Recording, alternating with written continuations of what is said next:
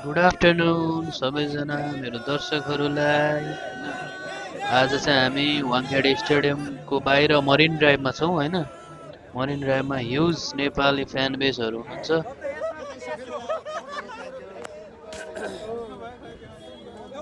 कस्तो गर्मी हो मा कसम यार, म त लास्टै गर्मी हो यार।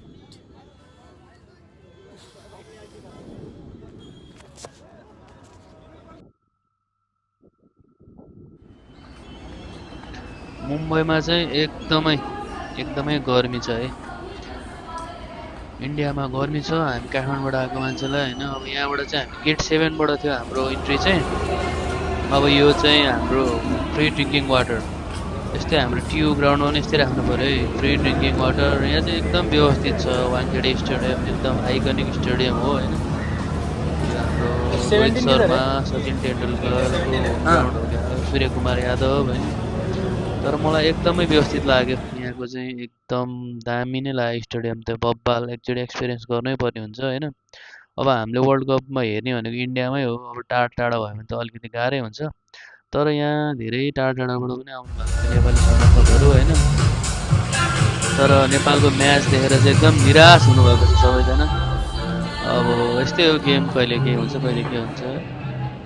दिपेन्द्र सिंह ऐरीले आज राम्रो खेलिदिएर नभए त अझै तनाव हुन्थ्यो। यहाँको चाहिँ एकदम फेसिलिटीहरू चाहिँ एकदम दामी नै थियो वानखेडे स्टेडियममा होइन। म चाहिँ अस्ति आइपुगेको थिएँ, अब भोलि फर्किँदैछु। एउटा गेम हेरेर फर्केँ म चाहिँ।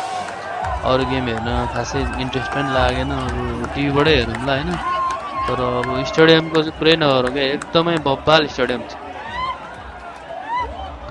तपाईँहरूको लागि मैले भिडियो ल्याइदिएको छु होइन। सब्सक्राइब, सेयर, कमेन्ट गरिदिनु होला। कस्तो लाग्यो हजुरलाई मेरो भिडियो, सपोर्ट गरिदिनु होला होइन। आज पनि त्यही हो, ओपनरहरू चाँडै आउट हुनुभयो। ओपनर आउट भएको कारणले गर्दाखेरि मैले लाइभ भिडियो पनि हालेको छु, मेरो लाइभमा गएर पनि हेर्न सक्नुहुन्छ। मैले स्टेडियमबाटै लाइभ पनि गरेको थिएँ तपाईँहरूको लागि होइन।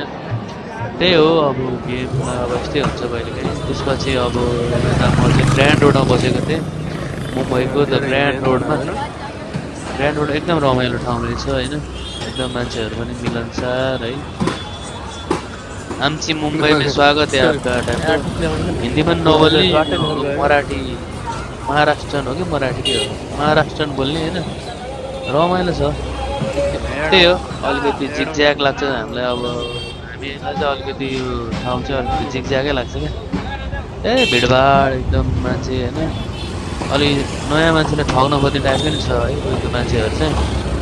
अब आफै बचेर हिँड्नुपर्छ त्यहाँ चाहिँ। त्यही हो, अब नेपालको म्याच सकिहाल्यो। इङ्ल्यान्डसँग राम्रो मिलायो। इङ्ल्यान्डसँग अरू म्याच चाहिँ खासै राम्रो भएन। इङ्ल्यान्डको म्याच चाहिँ दामी नै भएको थियो, अरू म्याचहरू खासै राम्रो भएन। इटालीको म्याच चाहिँ सम्झिँदै रिस उठ्छ होइन।